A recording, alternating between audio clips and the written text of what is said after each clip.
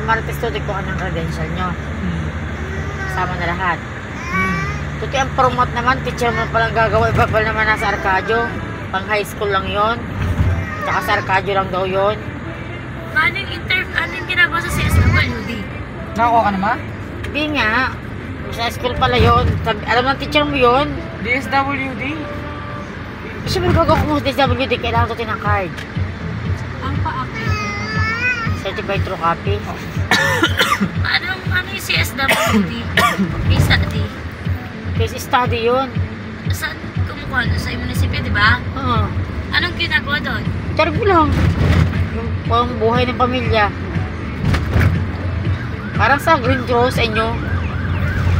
Sabi ko kaya ba sabihin niya wala akong trabaho.